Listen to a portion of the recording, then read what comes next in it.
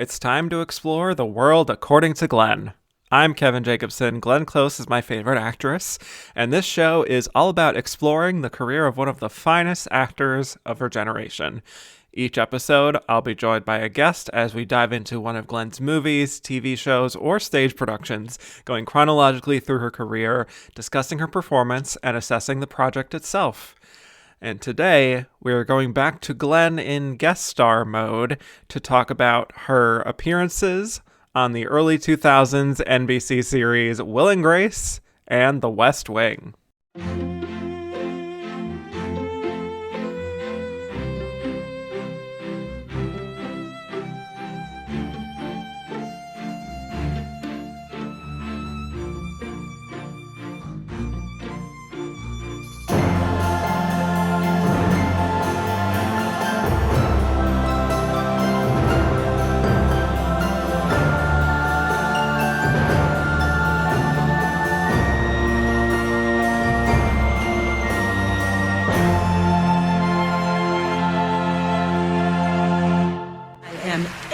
Time nominee Glenn Close, motherfuckers.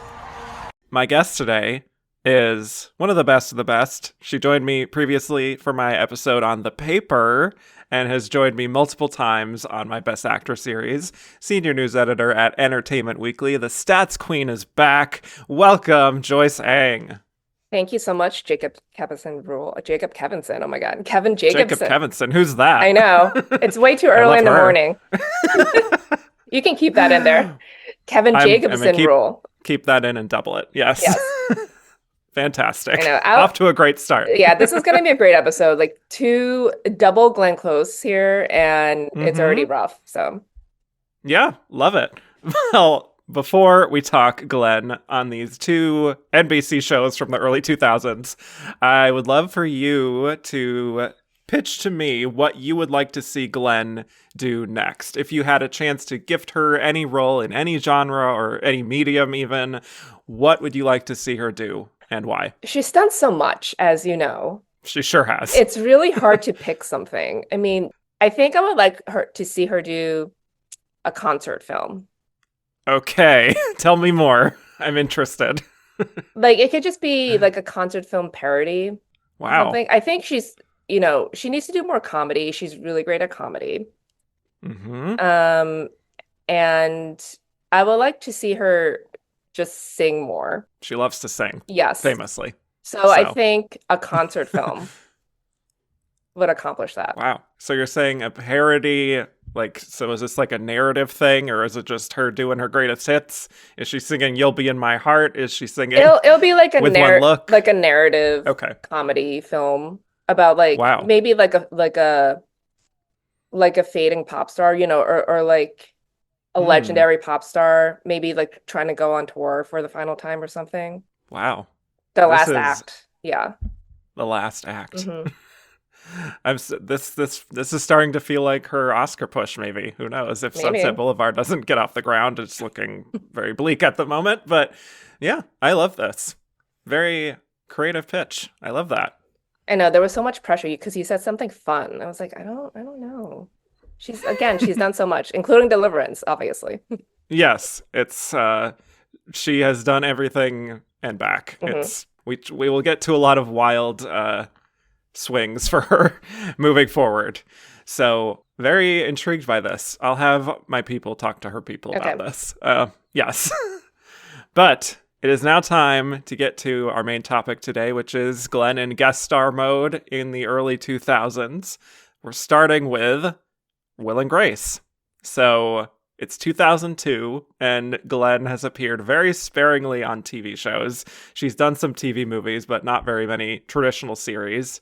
She had hosted Saturday Night Live twice in the late 80s and the early 90s. She made a few guest appearances on The Simpsons. She did voice work for a Canadian series called The Little Lulu Show, but she really had never done a live-action show outside of SNL until Will and Grace in 2002. So Will and Grace, as many people know, was an NBC sitcom that began in 1998 that centers on Will, a gay lawyer, and his best friend Grace, a straight interior designer who live together in New York. their friends Jack and Karen. Also, it was considered one of the best sitcoms on the air, big Emmy favorite, and revolutionary for its depiction of gay characters on network TV. So in 2002, it had won the Emmy for Best Comedy Series already, and 3 of its 4 stars had already won Emmys: Eric McCormick, Sean Hayes, and Megan Mullally. It was very well watched, well respected, and this is its 4th season and very well known at this point for its famous guest stars. Some of the other big names that appeared on this season include Matt Damon, Rosie O'Donnell, Parker Posey, Blythe Danner, Michael Douglas, and Cher.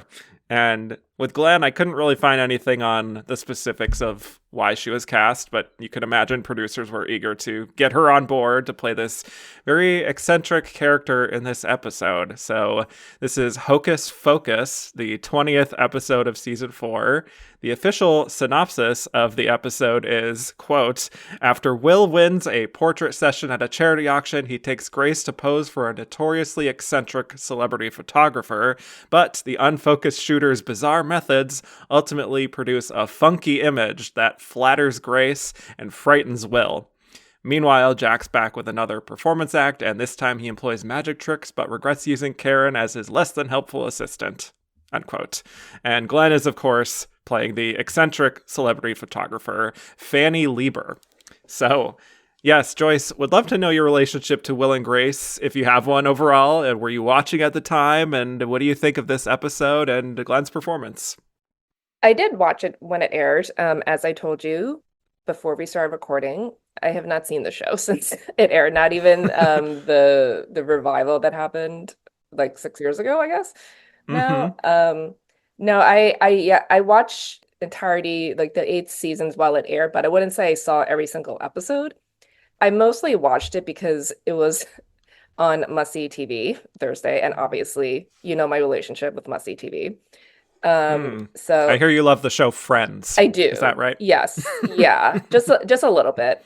So right. I would just watch Must See TV all night because it opened with Friends, one of my faves, and it ended with ER, another one of my faves, and Will and Grace was right in between at 9. Yep. And then they have forgotten comedies at 8:30 and 9:30. So right. and yeah, so it was just like I just kept the TV on and I watched it and I enjoyed it back then, and it was very funny, and all 4 actors are great, and I have never had an interest in revisiting the show. So I have not seen it in more than 20 years. So watching this episode was the first time I've seen it since it ended in 2006. 20 years later. Wow. Yeah, and I was like, I don't even know where this is streaming. I was like, I had to Google. I was like, okay, it's on Hulu. Well, what did you think of this episode? How was this revisit for you? I do remember Glenn on when it aired, and I thought she was fantastic. And watching this again, I thought she was still fantastic. And I was like, she should have won the Emmy. She was nominated, and it was cool because Michael Douglas was also nominated this year. So they should have just given it to both of them. That would have been beautiful. Yeah. Yeah. And she's obviously, riffing on Annie Leibovitz. And again, like her doing comedy, it's just fun to see her loose and reckless. Yeah. And there's so much physical comedy as well. And I totally forgot that she kisses Grace in this episode. But I remember it was like a quote big deal back then. And the way it's shot is like it's like the classic like 90s, like early aughts way of kissing, like same-sex kissing, where like they completely block the other person's face. Like they use like the front person, like one of their heads turn all the way to the front. Right. You don't actually see their lips touching.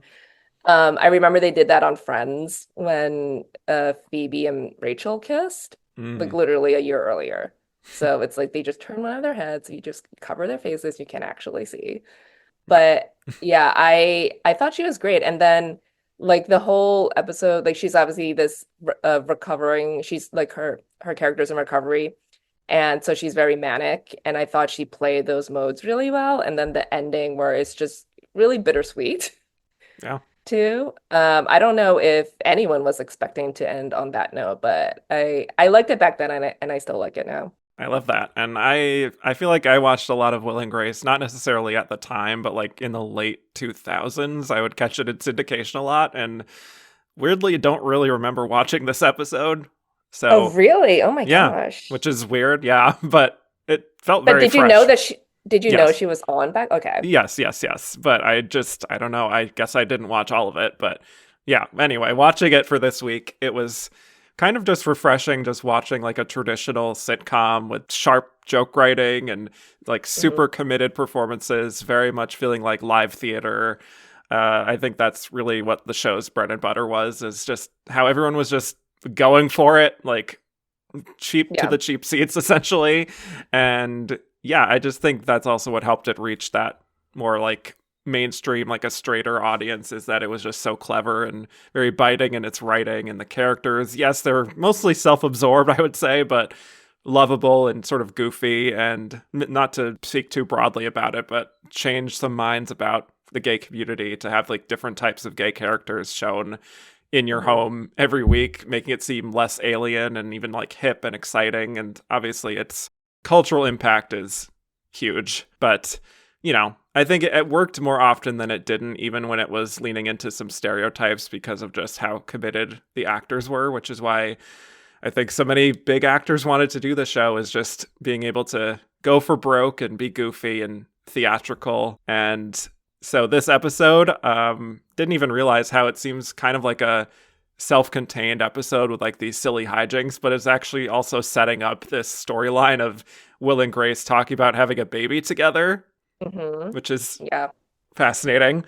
Maybe we could dig into that later, but Glenn's character is kind of like the catalyst for this idea. And I think this is a really fun episode. I think the writing is great. The performances are very locked in, and I love this performance from Glenn because it's so fun. It's very obvious she's playing Annie Leibovitz, but it's also so distinctively Glenn in her energy, her Glennergy, if you will, the way she, projects in a very theatrical way, these over-the-top mood swings, the physicality, and like you're kind of saying too, that's just feels like strong character work as well. Like I've talked about her hosting SNL, she's kind of loud and broad in that mode, but she's also such a great actress that she kind of can't help but give it some more layers, you know? And you can sort of picture the woman that she was up to this point, even though she's only in like 3 scenes here.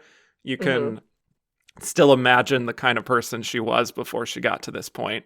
Yeah, for sure. It was just like you could see she was a complete go-getter, like self-made almost. And then even like all the like her like ragging on Grace, and then like the line about like she's married like 3 Jews after she clocked her as being Jewish. It's like it's like, of course you're a 3-time divorcee, of course, Yeah.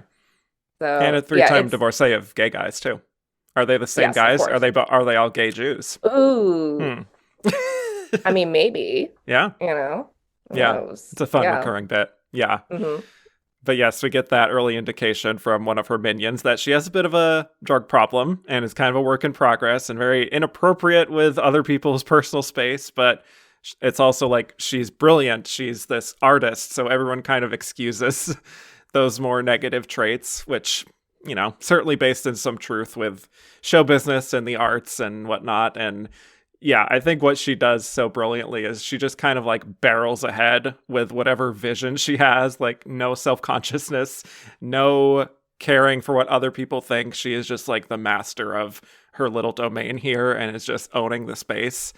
So I just love the character, and I feel like she calibrates it well to this sitcom format, just the way she speaks. And it is very exaggerated because that's kind of what it calls for, but it's also not too cartoonish either. So it's like her impact in just these 3 scenes, it's kind of incredible. Yeah, it's really, with like guest stars, you do want to make the most impact with minimal screen time, and she did that. Yeah, she did. And so the setup is that Will has, like I said, won this auction that gets him the opportunity to be photographed. And Grace is talking about how Fanny took a picture of like Martha Stewart when she wasn't selling anything and how she looks so vulnerable, and how Fanny is seen as so edgy and daring. And her next coffee table book is going to be family portraits.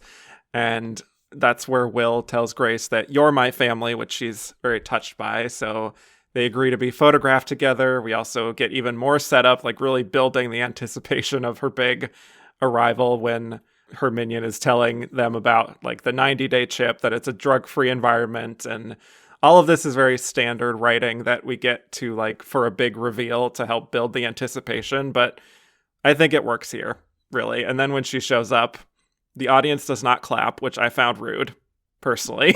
Do you think it's like they didn't recognize her, or I don't know. Yeah, I mean, like Will were and they Grace, told like, not to?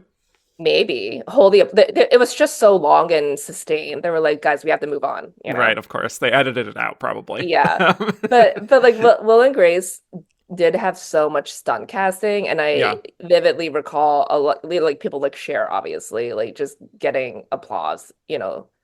That stayed in the episode that aired. So yeah, or maybe they were just surprised that it was Glenn.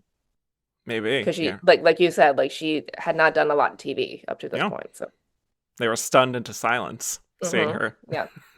Or maybe it is just that like if it isn't like a cameo like Cher playing herself, then it's like this is actually a character. Right. Exactly. Yeah. So I guess that makes sense.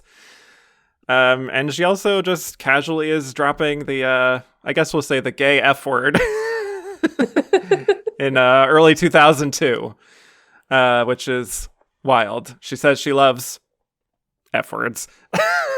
I married 3 of them. She's got these like red glasses. She seems pissed off. It's really just like we're going right into it. And she says she got to reload. And then when she goes back and behind a curtain seems to do a line of something, perhaps. She needs to start those 90 days over. Yes, exactly. Or is that even really a thing? Is that just something we're kind of perpetuating for the crew to be like, oh, this is drug-free, but really she's just been doing this It's what they tell time. all the clients. Yeah. Exactly. Yes. And suddenly she's like... This is how she gets her best work, so... Well, yeah. She's in the mood for effing life as she... yells to the balcony.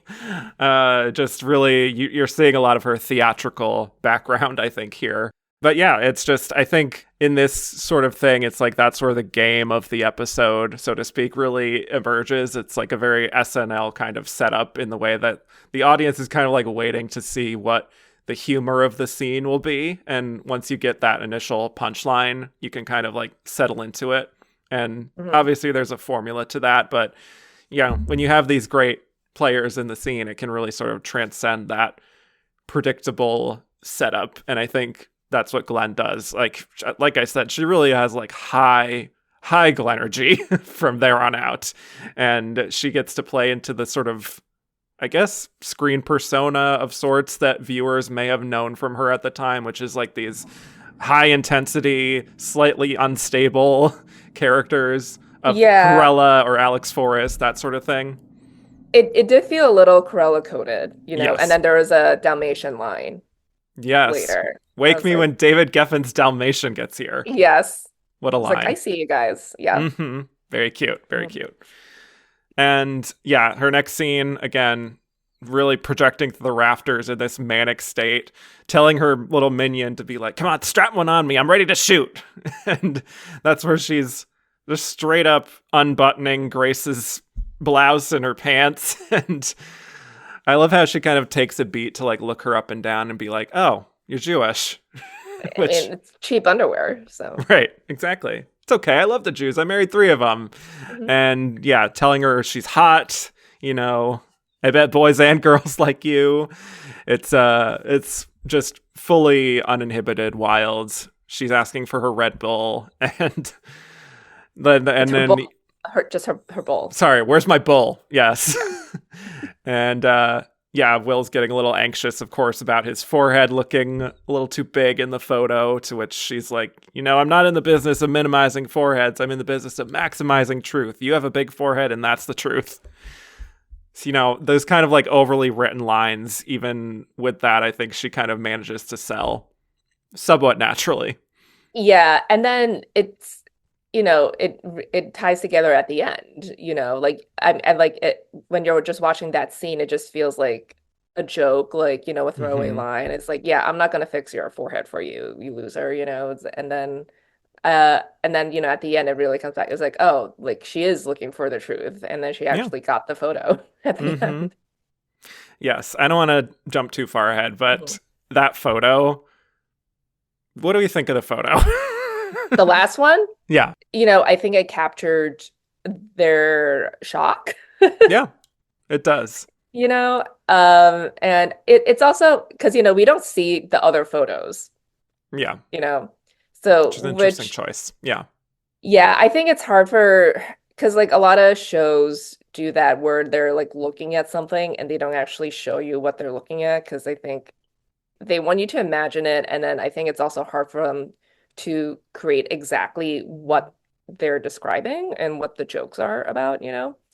And just the So camera setup is difficult. yeah, yeah, so it's like we're not comparing those to the previous two photos, but obviously they're very different. Yeah, the last one, like I wouldn't say it's a well-developed photograph the Yeah. way I was just it was. intrigued by like the weird sort of lighting Yeah, I was like glow this, behind them. Yeah. I know. I was like this is like a rough negative here. I don't know what happened to this Right. photo. But like the expressions are good. Sure. Sure. Yeah. Right. But to go back to sort of the middle, that's where Will at first is kind of disgusted. He says he looks like an angry foreigner in his first photo, and they go back, and that's where she's just like, oh, she's kind of happy to see them at first, but is being like, this is the first time anyone's asked me to reshoot a photo. Which also can't be true. Which cannot be true, but she's also manic, so who knows Yes. what she really believes. But that's where he kind of stresses like this is a once in a lifetime opportunity, and she gets one of my favorite lines in response to Will, which is, "All right, damn it, why am I such a sucker for a gay guy who begs?" That's why she married three of them. Exactly. Yep. I mean, Will could have been the fourth. Mm-hmm. I could have seen it. Yeah. Why didn't they bring her back? Right. I know. But yeah, I love her total lack of self-consciousness or even self-awareness, really. Like she can kind of say whatever she wants. People might be a little weirded out by her, but like it's like I said, a funny take on something very real, just how these people can just get away with saying anything or doing anything but they're considered brilliant, so like it's fine, Yeah, it's kind of, like the stereotype of like, all geniuses are assholes. Yeah. I wouldn't say she's an asshole. She's just very direct, and obviously she has her drug issues. Mm-hmm. But she can come off as rude, I guess. But obviously in this backdrop of a sitcom comedy, she's not a total asshole or a complete dick. And I think like that's what like Will and Grace was good at. Like you said, like all of these characters are entitled. Yeah. But like people still like them, we like watching them, and we spent 8 seasons with them and then another three, like Right. more than 10 years later. And I think like their writing, even if some of the jokes are dated, I think they were good at writing with dimensionality for all of these characters. And like you said, with like different gay people or like different types of gay people as well. And then even with like guest stars too, like I do think like that's why you saw so many, really big names want to be on the show. It gave them a chance to like let loose and then play, really a lot of these guest stars play like self-absorbed characters, including Glenn. So I think that that's fun for these actors too. It's just like they can actually do something where they're just not like the straight lace like protagonist. And yeah, I think there's like a sense of play on the show that you don't really find in a lot of comedies these days anymore. Right, certainly not. And also I think just from an audience perspective, it's a little bit like the Seinfeld thing maybe of just you're kind of indulging in these people kind of like their worst behavior essentially. Just like sometimes getting away with just saying these kind of awful things that we only think, that sort of thing. I think that's part of the appeal of the show, Yeah. And I think part of it is also like you like watching people like that, and you think like, I'm not like that. I would never do, like, you're better than them. Right. Yeah, certainly true. And so for her third and final scene, they of course show up again because now Grace hates the picture and she is just annoyed. Fanny's just annoyed. She's like, "Oh, balls, you two."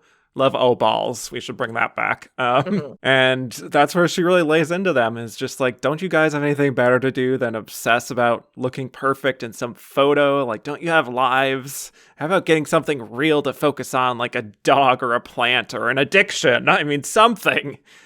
And that's where she suggests, oh, have a baby. I don't know. Just like, get out of my life.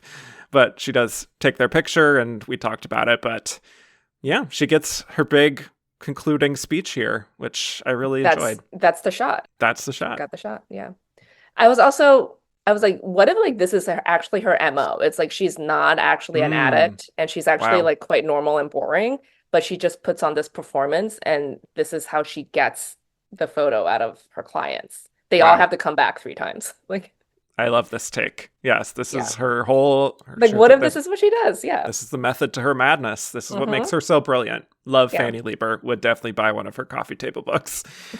And anyway, it's a really, really good guest spot. She really comes in and is just guns a-blazing from the start. Also, I didn't see a lot of like behind the scenes details about this, unfortunately, but I did read that according to Glenn, her kiss with Grace was a spontaneous move. It was an improv to get a reaction out of the audience, and it worked. Maybe it's because they didn't clap when she came out. Yeah, she wanted that big pop. Yeah. I understand. Glenn loves the applause, so she lives for the applause. You could say that, yes. We also, of course, have the Jack and Karen storyline, but they don't intersect with Glenn, so really, who cares, But no, yeah, I to be honest, I like zoned out when it was their scenes. That's I was fine. Watching it. Yeah, I was like, she's not in this. No, they have no scenes with her. Exactly. But anyway, I think it's a really fun episode, and it did sort of make me want to revisit the show and maybe not do a whole rewatch type of thing, but just select a few here and there and just. I don't know. Sometimes it's nice to go back and just sort of immerse yourself back into a very different world, even though it's 20 years ago. It doesn't seem like that long ago, but it also seems like a century has passed watching these kinds of shows at times. And that's how this felt. Yeah, I'm just like, like I said, like I enjoyed it. It was like, I don't know if I want to watch more. Okay. Yeah.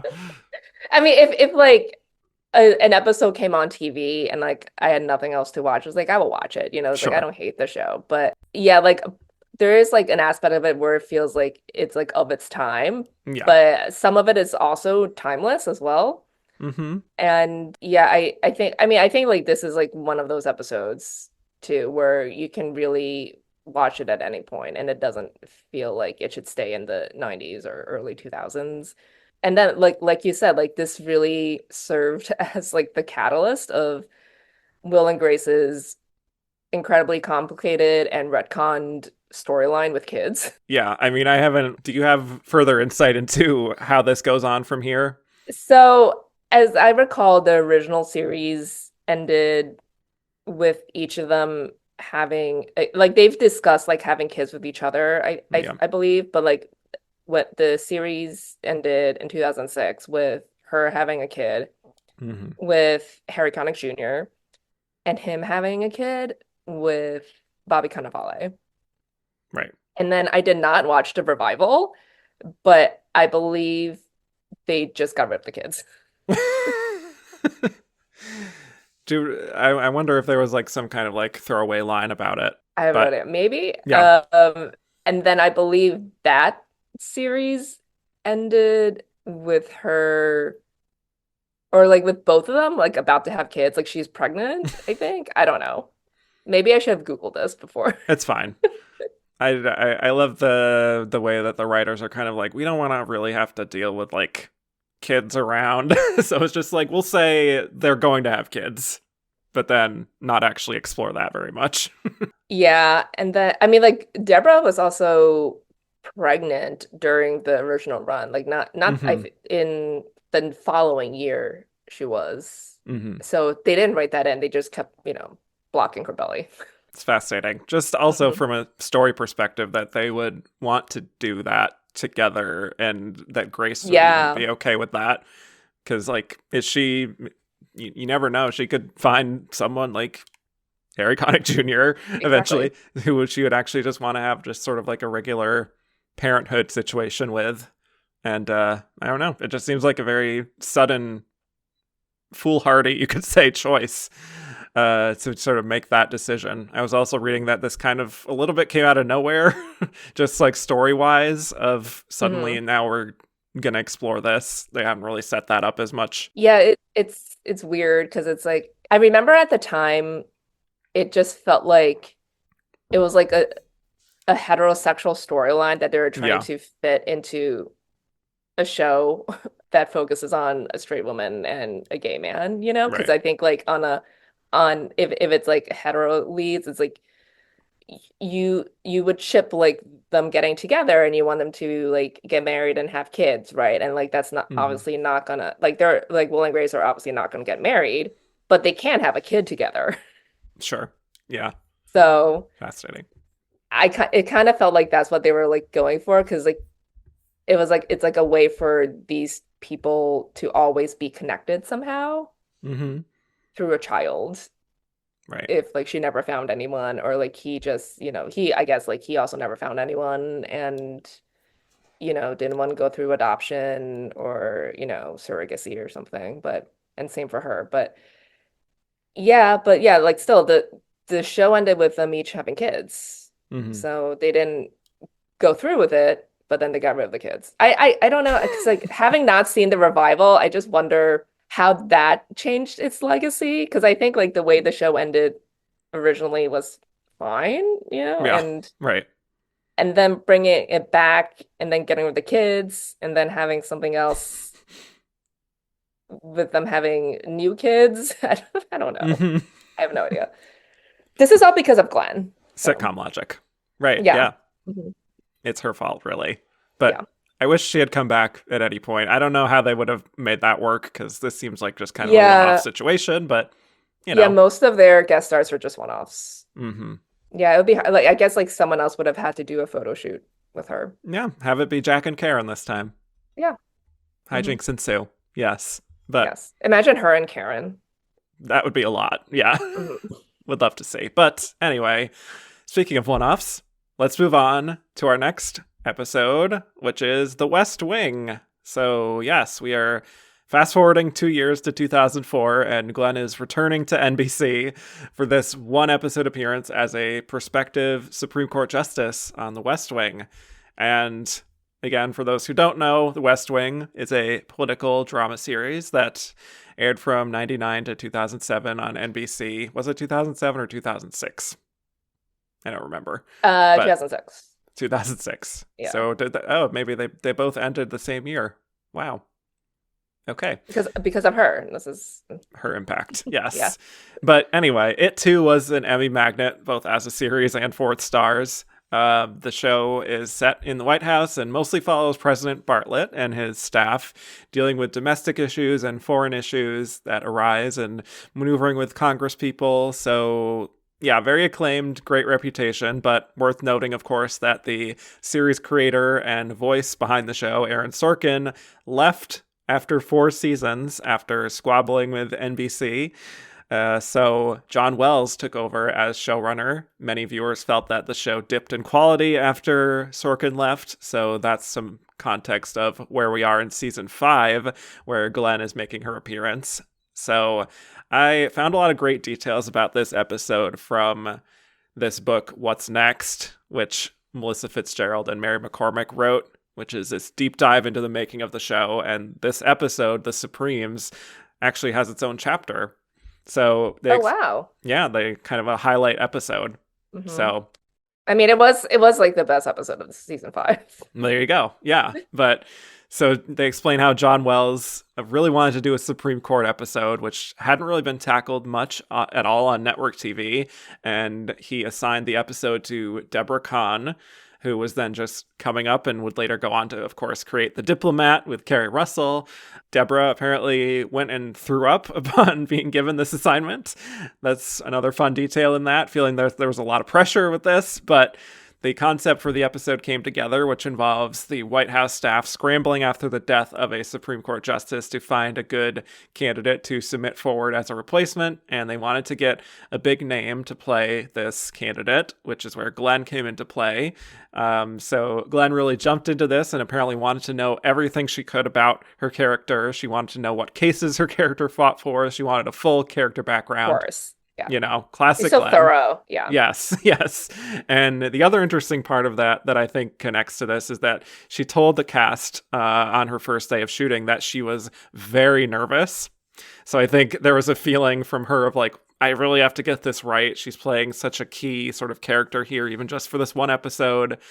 And I think maybe she felt a little intimidated to be stepping into this world, maybe more so than she felt with Will and Grace.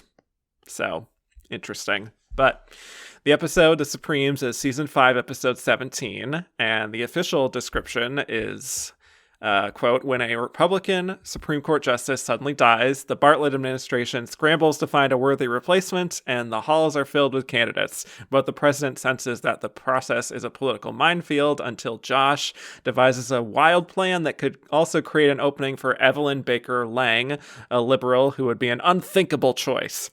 Potential judicial nominees visit the West Wing offices and are interviewed, some serving only as decoys to confuse the press. But everyone gets curious when the president meets with Christopher Mulready, a bright but conservative judge, unquote. And Glenn is playing Evelyn Baker Lang. So we'd love to know your relationship to the West Wing and what your thoughts are on this episode and on Glenn's performance. I love the West Wing. I watched it live. I have seen the whole series more than once because I've rewatched it since then. Okay. And sometimes I do stop after season 4.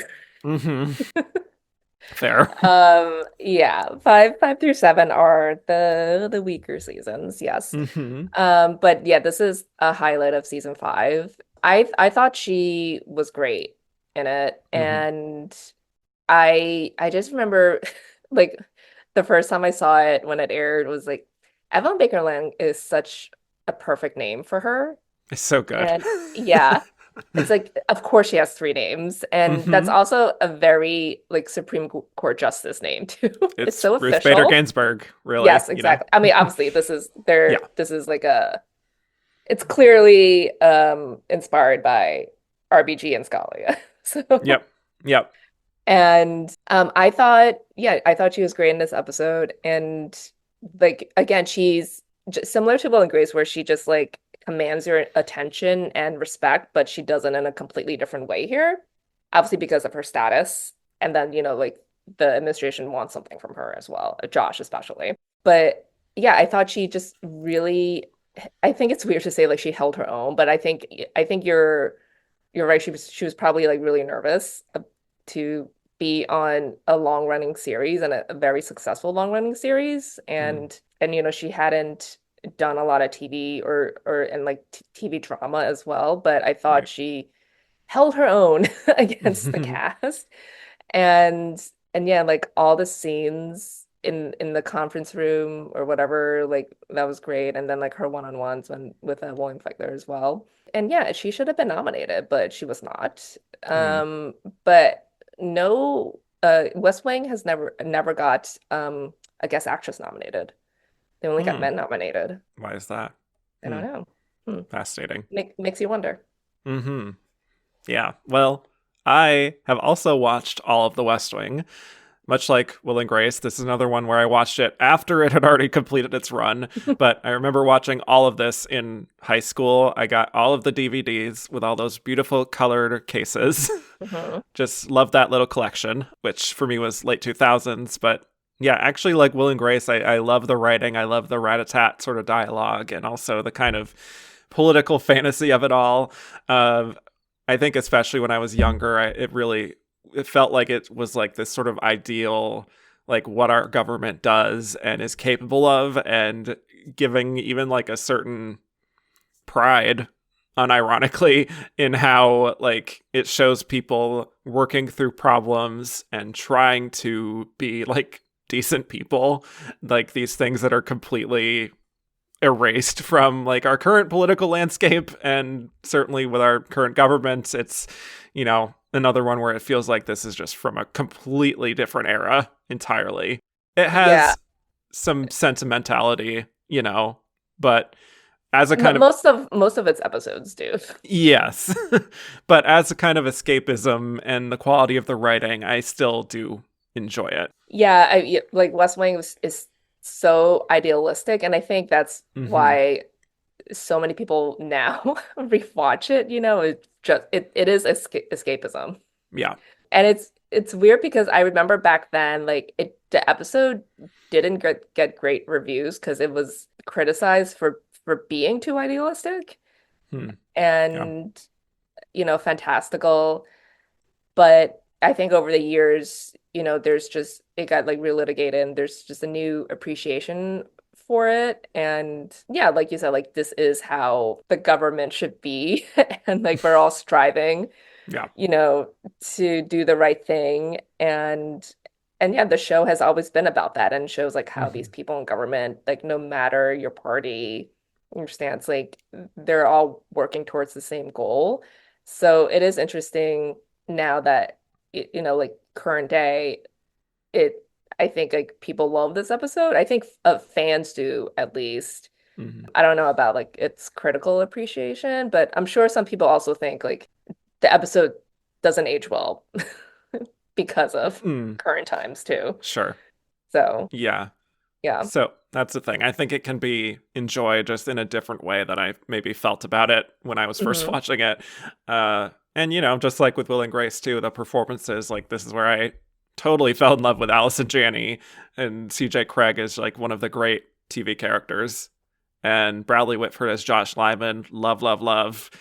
John Spencer, the late John Spencer, and Martin Sheen, one of the best presidents in fiction. It's really like that's another thing that I kept coming back for is just this cast just bouncing off each other. And yeah, Richard the cast Schiff, who's great here too. I know. I love Toby. Yeah. I'm like I think like Josh is my favorite character, but I'm a Toby. Sure. You would love to banter with Josh, maybe. Yes. So then for this episode, The Supremes, if I didn't remember or know in season 5, I don't know if I would actually even have clocked that this was post Aaron Sorkin. I think there is a real sort of panache in the writing, and just it's so, watching this again, it's so economical in the writing, like condensing so much story into this 42-minute episode, and really not much about it feels like filler at all. Yes, on a story level, this is representative of like that political liberal fantasy, you could say, where we have the setup of a Democratic administration proposing a liberal and a conservative justice to the Supreme Court, which is, again, completely out of the question of something that would happen today. The whole reaching across the aisle thing, the play on RBG and Antonin Scalia, like, I don't think it's really something audiences are looking for today, but at the same time, the way it plays out here and how Josh knows that like this is a primarily Republican Congress that would need to approve the justice. The idea of like giving them a conservative so that they could also secure their chief justice with the incumbent chief getting to retirement age, having that set in place for the future. It is like very good politicking watching it play out. And it's fun to see Josh and Toby argue over the details of this and finally agree on this plan, and how it feels like relatively a win-win in a sense, because at least also the conservative judge isn't like a cretin and seems like a fairly moderate Republican, I guess. So that part of it is still satisfying. Yeah, I mean, it's really a showcase episode for Josh. Yeah, and big time. Yeah, I mean, the show, like that, this is really like what the show did best, is just showing the behind the scenes maneuvering, like what you have to do to get things done. Yep. And yeah, like obviously they want a liberal judge, but they know they can't get that. And, you know, there would be no episode. It's just like, well, you know, we gotta like get someone conservative on the bench. Like the episode would be just the teaser and then that's it. So it is, I mean, you could say that like this is not how they should go about things. It's like, you know, trying to manipulate the Supreme Court bench, right? Mm-hmm. But like this is what happens. Yeah. You know, like it's not as simple as just being like, well, the next one's got to be conservative. Sucks for us. Right. And there's nothing like illegal about this. It's just, you know, seeing the forest for the trees and planning ahead. Mm-hmm. And, you know, he's smart enough to see like, oh, maybe we can negotiate this and get two people on, like, you know, one for us and one for them. And they convince, you know, Milo O'Shea, the chief, what's his name? Ashland? Yeah. You retire. I just love the way he says sure when they ask him. It's great. And they got what they wanted. Yeah. You know, would this happen IRL? No. But it's TV. So. Right. And of course it stems from Donna, which is fun, which is Josh hearing from Donna about how like her parents wanted a cat and neither of them could settle on which one they wanted. So they just got both. Yeah. And that is, so really, it's Donna's impact that set this all in motion. It's always Donna's impact. On Josh, really. Yeah. Yeah. Love them. I was head over heels for the two of them watching it the first time. Them. Yes. I'm just like, I'm so into what's going on here. I need this to be the Donna and Josh show. Anyway, I will say for me with this Glenn performance, watching this again, remember her having a little bit more to do than what she actually gets. I think she's still great because I feel like, you know, Glenn is often rated as like one of the show's better guest stars, and for good reason. She's giving a really good, very credible performance as this person. But in the grand scheme of things, I kind of left this feeling like I thought there'd be a little bit more. I don't know if that tracks, but you know, I think she gets so much good stuff in the beginning. She gets those wonderful little speeches where she is proving her worth to Josh and Toby and proving that she is more than just kind of like a window dressing candidate that they can like try to get a, you know, more still liberal but more moderate candidate by offering her first, essentially. But anyway, I think by the end, her role starts to become a little more passive than my personal taste for her. That's just me as a Glenn fan as well. But, you know, I wish she had slightly more to do as the episode went on, was my experience watching this again. Yeah, because the episode is a red herring at the beginning where you think it's about her and like getting her on the bench, but that's not how it plays out. So she's not the main character by the end. Yeah. You know? So it's like gotta make room for these other characters and guest stars that are consequential to the plot. Right. So I mean, I didn't mind that her screen time was diminished as the episode went on. I think it was more disappointing that they never got her back for the series finale, which is a sore spot for fans too. Yes, and I was reading about that again as well in preparation for this, of how she could have been there very easily, but did they recast her? Is that what I read? It's been a while since I've seen it. There is someone else there, but I don't recall them ever saying her name. Like they don't say like Chief Justice Lang. Well, so yeah, but that would have been great for her to be. That would have been great. Yeah, but also she was preparing for damages, so she was busy. You know, we get that big revelation from her, of course, that in her past she had an abortion, and then from there it feels like it's mostly a lot of other characters sort of deciding what to do around her, what they can do to advance her forward. And she does get a few good moments, but they're slightly too sporadic for me to really, you know, find this as much of a home run per se, even though I do think she's still great. It also feels to me like there are other actresses who maybe could have also played this role with a similar kind of credibility, like a Sigourney Weaver type, or like a, I don't know, Annette Bening sort of thing, and it wouldn't You have mean been. Sigourney Weaver, Commander-in-Chief? That would be Gina Davis. Oh my God. But Sigourney Weaver was Political Animals, so yes, Political half Animals credit. does this. I love Yes. Political Animals. I'm telling you, Yes. I'm like still I'm still on West Coast time. It's okay. Yeah. It's all good. It's This all is great. good. This is my third strike. This is a great episode, guys. Love it. Love it. I love messy Joyce. This is a fun version. But having said all that, she is very, very believable as someone who is very confident in herself and very perceptive of how things look and how the game is played. And there is kind of like that great knowing look in Glenn's eyes that she does in a lot of her roles too, that she really communicates, of showing her character's intelligence and her sharpness in the way she kind of like looks at someone. And she's certainly showing a lot of that here, which I enjoy. Yeah, I think a lot of it is in her delivery. Yeah, like this, I don't think this character is as specific as Fanny. That's what I mean. Mm-hmm.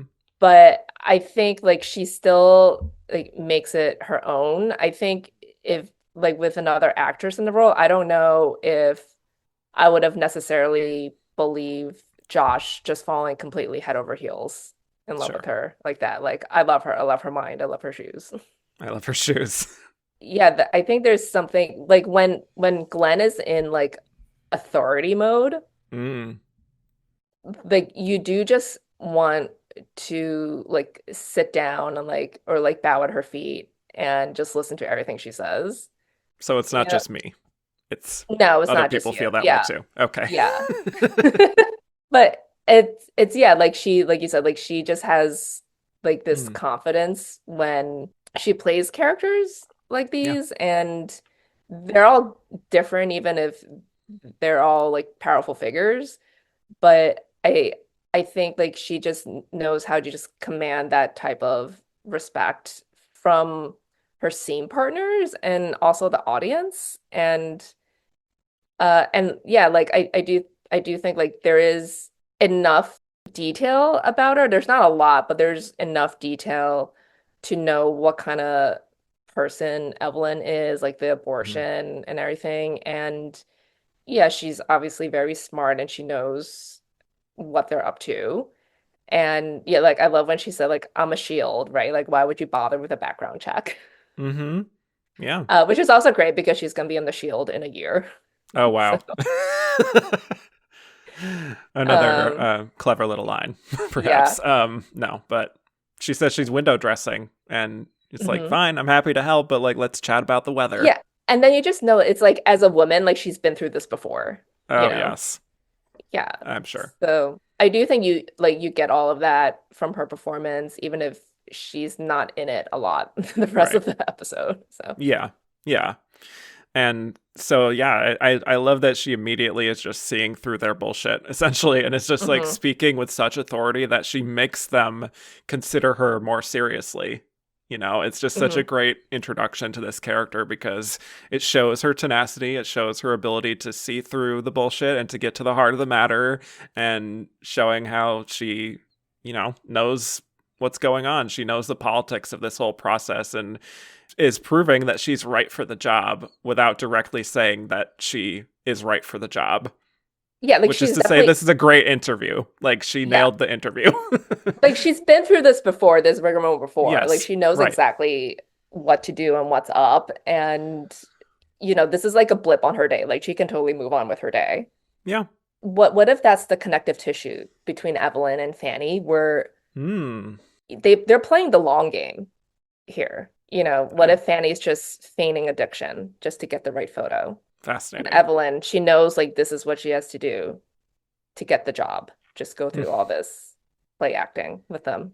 Yeah, this is all connecting very well. It's very much the dangerous liaisons of like setting a plot in motion and knowing how things look and how they're perceived and what the reality is, what she's hiding and keeping secret before laying her cards down. Wow. Again, this just shows her intelligence as an actress, I would say. Exactly. But yeah, there's a lot of hemming and hawing from there about whether to seriously consider her, and she keeps having to meet with them. And I love her little sassy line about being like, people wonder why the appellate system is so backed up. We shouldn't let them know that this is how I spend my time. That little playful, knowing little smirk, which I love.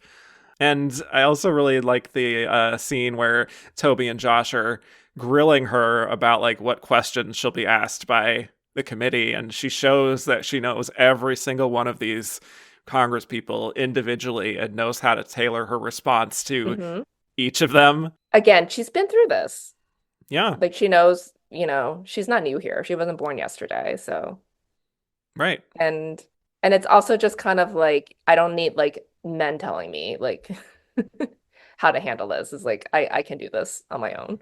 Right. Exactly. And I love her concluding part of that monologue where she's like, I take you point by point from the doctor to the father to Casey to undue burden to equal protection back to Roe, at which point you can't remember the question, and I drink my water for a minute while you regroup. And then she puts her hands on her lap being like, there you go.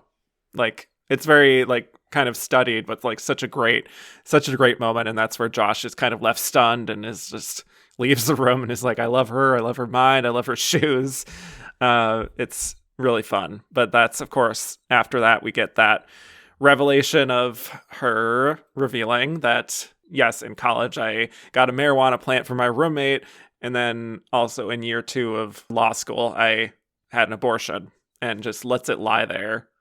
And just for like everyone knows like what that means. Yeah. Yes. And it's just like, can I get some water while you regroup? Which, narratively, again, like that kind of writing can be perhaps grating in some cases, the sort of prepared speech in that way that ends with that sort of punchline moment that leaves the other person stunned. But in this case, I think it really works because she's showing also that she's an open book, really, and that she has nothing to hide, even this. And she's not ashamed of it, she's like, she's ready to defend her choices. Like she knows it'll come up. Rights. Yeah, she knows. Yeah. She's been through this before. So she just has this hyper perception of like how this all looks and is anticipating even how they will kind of panic upon hearing this revelation. Yeah. And I love when they bring it to Bartlett and he's like, who cares? It's like, you mean she did something legally? So yeah, he's kind of like, yeah, it's fine. It's legal, Yeah. Just, yeah. But also worth noting here, I was listening to the West Wing Weekly podcast about this episode. I never finish that after season 4. Okay, well, there's a pattern here. I know, yeah.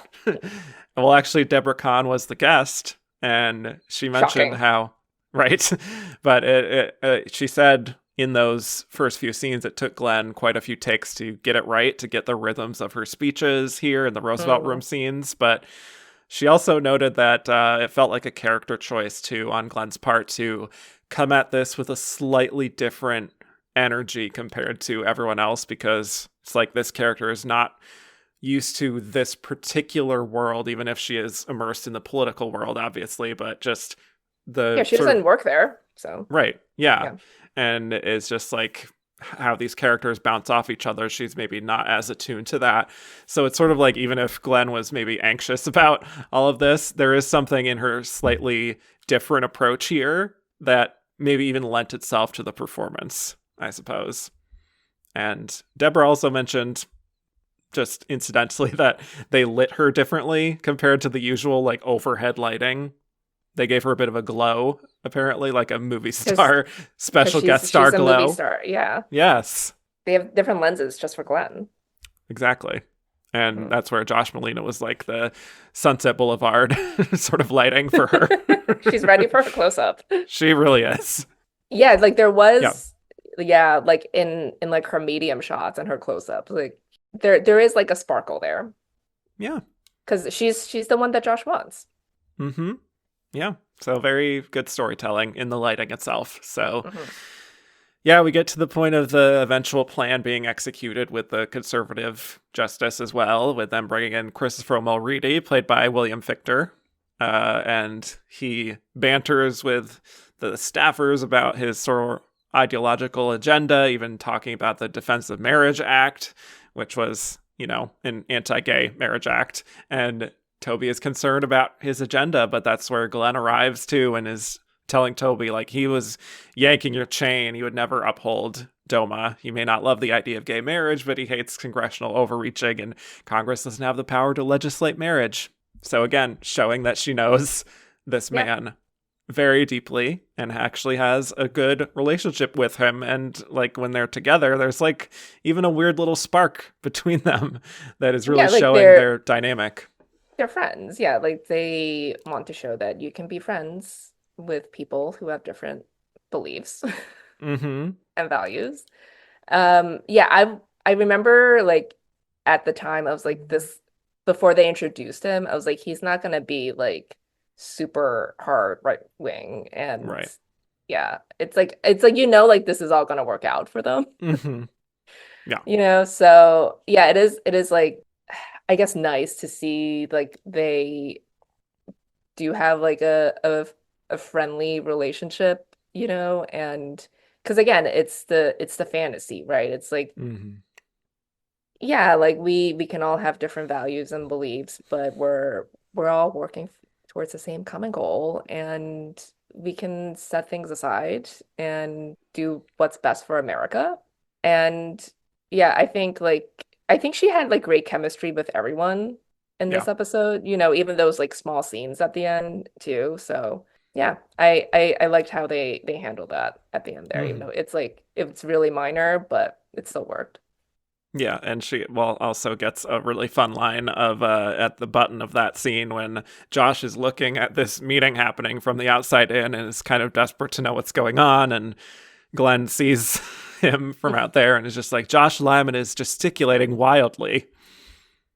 As he is wont to do. As he's wont to do, right. But of course, in the end, the plan works out, and they convince the Chief Justice to retire, which he does at a press conference, and Evelyn is just kind of watching with this look of like real focus and intently watching every word he says. And we get this moment that you could say is rather corny, but is also still significant, with Evelyn signing a copy of the 14th Amendment for Toby's infant daughter. And, she has this lovely little flash of recognition in that moment and signs it for her and is like, oh, is this maybe a bit premature? But she does, and just this nice, like, touched look on her face, like she's sort of recognizing what symbolically her being the Chief Justice will mean. Yeah, and again, I wish she came back.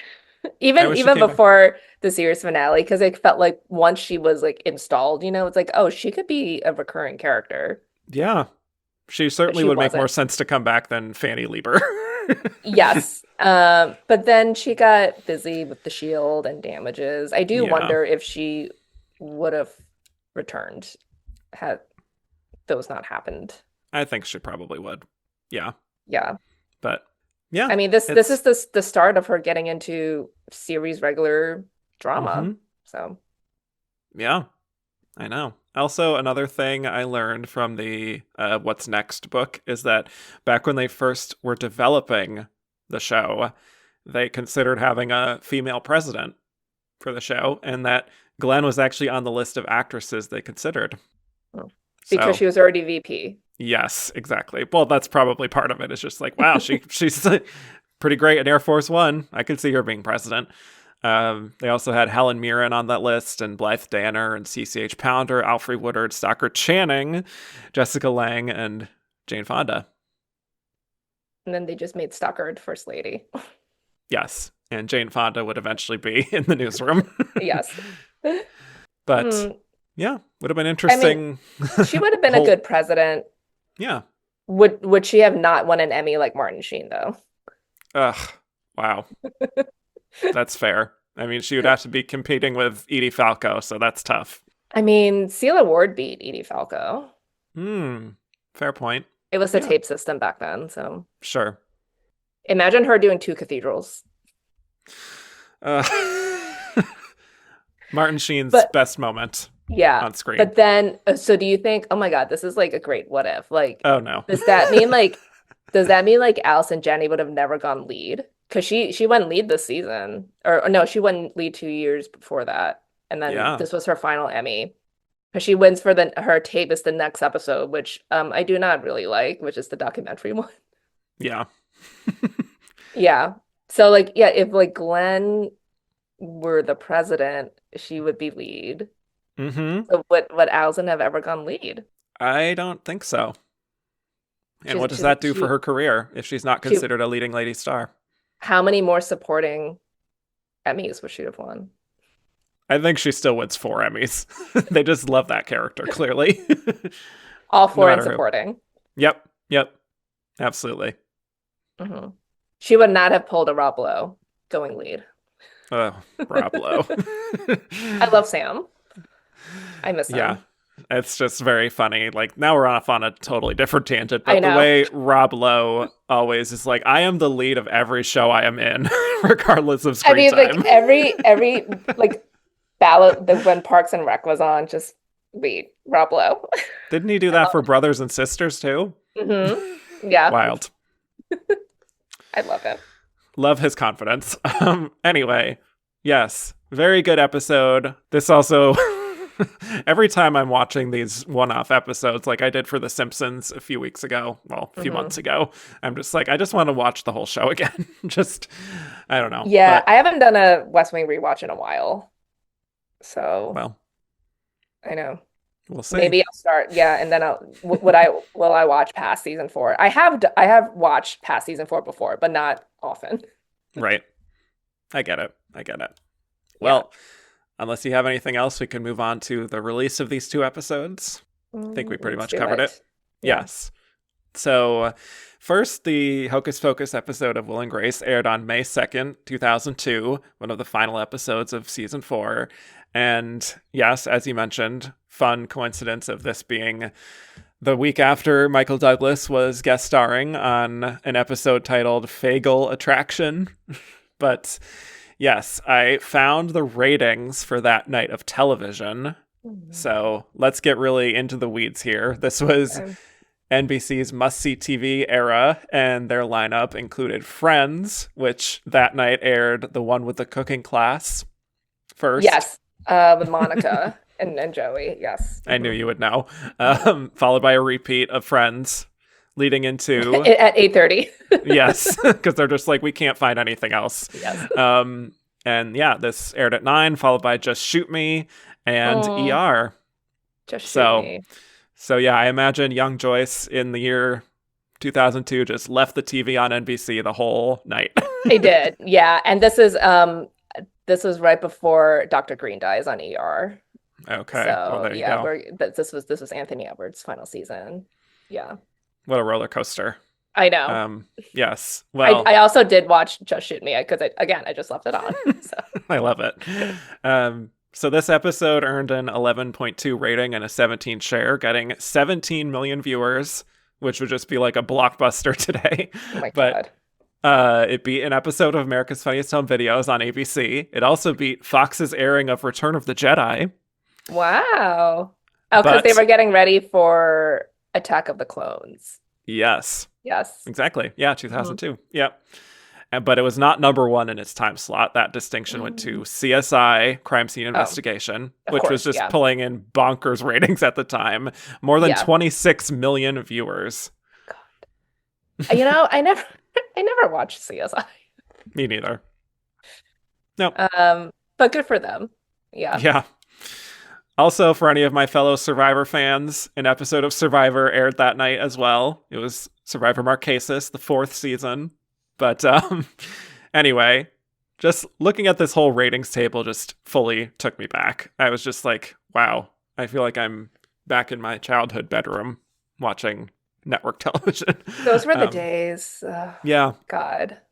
And you ran to the bathroom during the commercials. Mm-hmm. Mm-hmm. Absolutely. Yeah.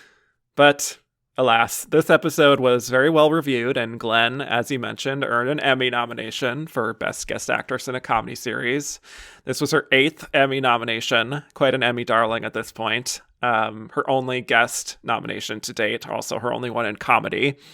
But yeah, any general thoughts on why you think Glenn's performance was received so positively and got the nomination? Was this maybe a name check, perhaps? Or do you think people really responded to her work here? I think they responded to her work. And, I mean, Will and Grace did well in guest.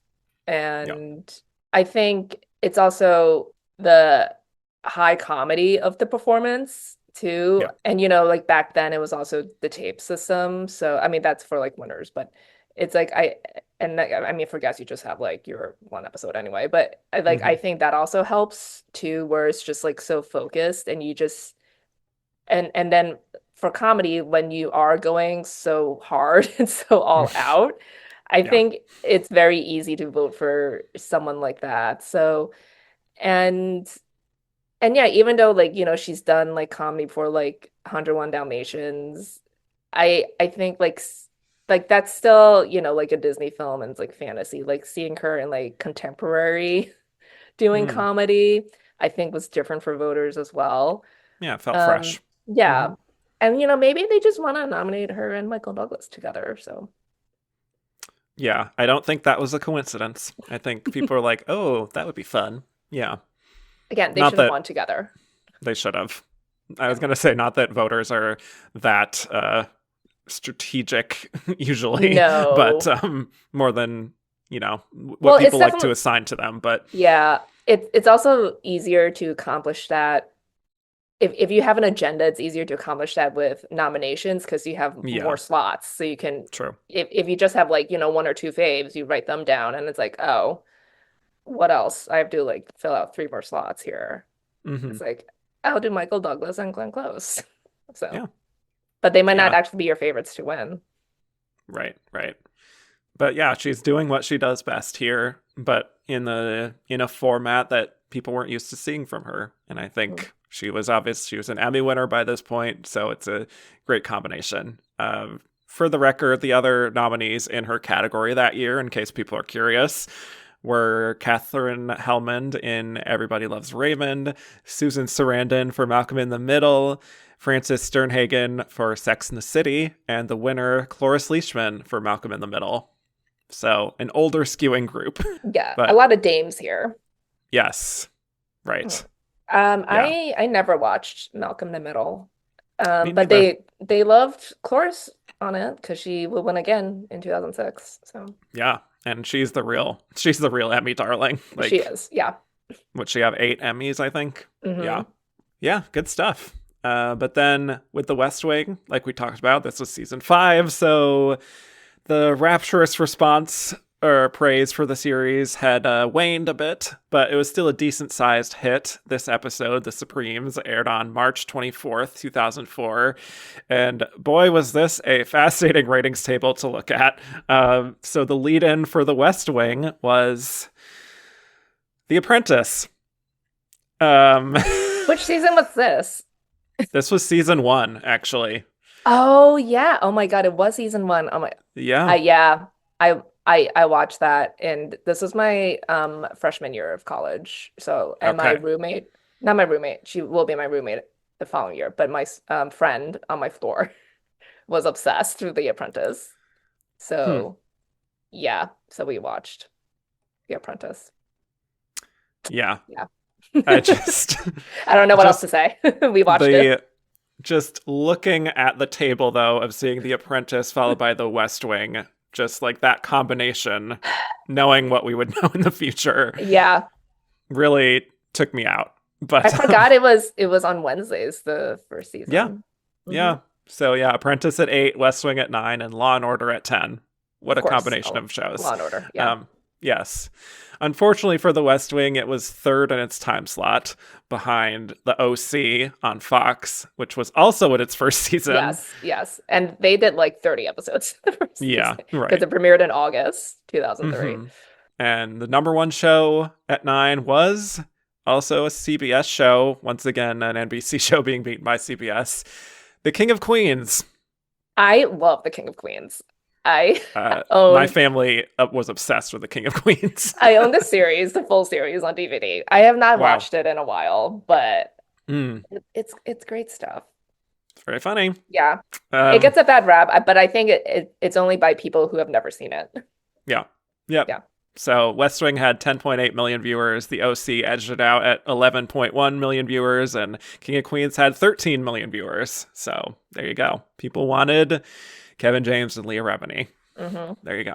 What can you say? But unfortunately, Glenn did not get an Emmy nomination for her performance, but Deborah Kahn won the Writers Guild of America Award for episodic drama for this episode. How about that? Congratulations to her. Yeah, like you said, by season 5, like the bloom was off the rose a bit for the West Wing, because they had one drama series for the first 4 seasons, and they did not win that in 2004. It was The Sopranos. So and like I said before, like they've never nominated a guest actress from the West Wing. Wild. I don't know why. Yeah. But Sharon Stone won that year for The Practice. Right. But congrats to Deborah, at least getting the Writers Guild win. She, Aaron Sorkin was the only person who had won for the West Wing at the Writers Guild until Deborah, so in fact. And this episode does feel like it could have been written by Aaron. Exactly. Yeah, and so it was like interesting to hear you say before that John Wells had always wanted to do a Supreme Court episode, because it also feels like Aaron Sorkin wanted to do a Supreme Court episode, Yeah. Like it kind of feels I'm like, sure they talked about it. Yeah. Yeah, like a leftover idea of his. Right. Well, anyway, Deborah, she went from throwing up upon getting this assignment to winning an award from her fellow writers. So what a trajectory. And now she's writing and creating The Diplomat, which is a very good show with Allison Janney and Bradley Whitford. How about that? This was her plan all along, so. Yes. Speaking of people who put their long plan in motion, Deborah Kahn.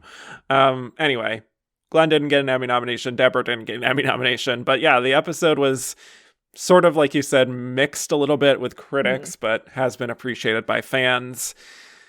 Any thoughts on why that people felt that this was kind of a return to form for the show, at least by fans? I think it's because of the dialogue, and it just it felt very, very reminiscent of Aaron's writing, and then kind of like it's a little bit of like a chamber piece. Like, I mean, like a lot of West Wing episodes are, but it was so concentrated on just the main plot, and just a lot of talking in rooms, and it's just like that rat-a-tat nature of the dialogue. So it just, it felt like old school West Wing a little bit. And I think if you ask most fans, like they would say this is the best episode of season 5.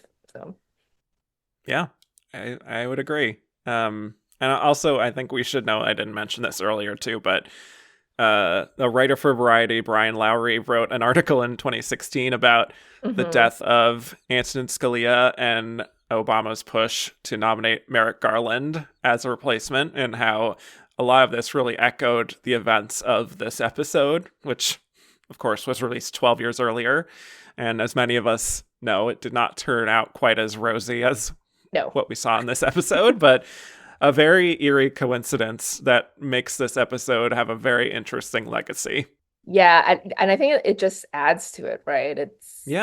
And I think what happens in real life, it gives ammo for the people who are fans of the episode and people who do kind of roll their eyes at the idealism and the sentimentality. It's like, see, it doesn't work out like this in real life, but it's like also it doesn't, but like let people have this fantasy too, because it should work out like this, right? Like that's how it should work.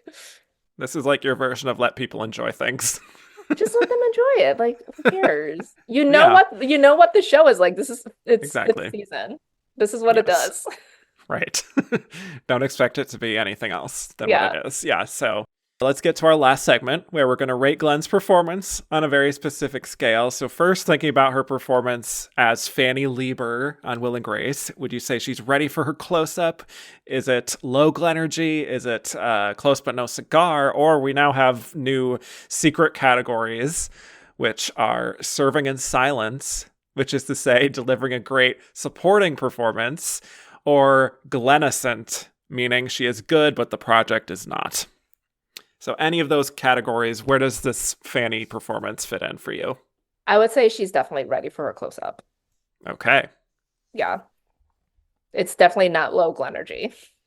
No.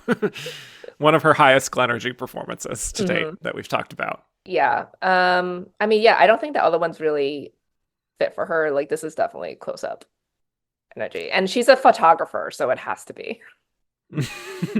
Yeah. For me, she is also ready for her close-up, even though it's maybe on the lower end of like what I've talked about as this category, because she only has 3 scenes. But yeah, I mean, it's not her best work, but like, no, of course, given the circumstances, yeah. But she gets to, like, she plays with a lot of layers here in a way that you wouldn't expect from this kind of goofy character, and I just really got such a kick out of her. She's great. And also, I'm so curious what Annie Leibovitz thought of this, if she saw it. Like, if she even knows has anyone ever asked her? I tried to find something about that, but I could not. Also, Glenn has been photographed by Annie Leibovitz a few times. I did find that out as well. Once with her daughter, Annie Stark, and another time when she was getting into makeup for Albert Nobbs. So. Oh, Albert Nobbs. Yeah. I've only seen that once. It's not one that people go back to, but I will. But you know what? It brought her back to the Oscars. Exactly. Yes. And so, on the flip side, Evelyn Baker Lang on The West Wing. What would you say for this one? I don't know if it's like quite close up. I would maybe say Serving in Silence, because it's a very observational performance too. Yes. Like, she's clocking what they're doing. Right. Yeah. Good point.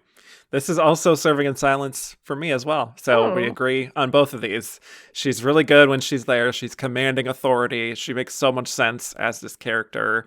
For me, it's not distinctively Glenn, but she gets a lot of, great speechifying moments. And she's, like you said, just kind of serving looks and reactions in a way that it's the knowing glances. Yes. She knows what she Josh loves is the up knowing to. glance. Yeah. Exactly. Yes. She sees him gesticulating wildly, so. Exactly. So there you go. Joyce, thank you so much for joining me. This was another fun episode. I had a great time. Anytime. It was obviously a great showing by me. Just how many fuck-ups did I do? Like 7. It's okay. Keep them all in there. Yes. I will amplify all of them. It makes you more human. You're not just a robotic stats queen. You're in fact a human being. I appreciate that, because I have been called robotic by people. Not that I care, but wow. Yeah, no, like we'll one of my friends. Offline. One of my friends calls me Engbot because because I do like no facts and stats and stuff. You sure do. Yeah. So yeah. But now after this episode I am not. So I love it. But where can people find more of you on the internet if you wish for them to find you? The internet. I'm still on Twitter there. So at Joyce Eng 61.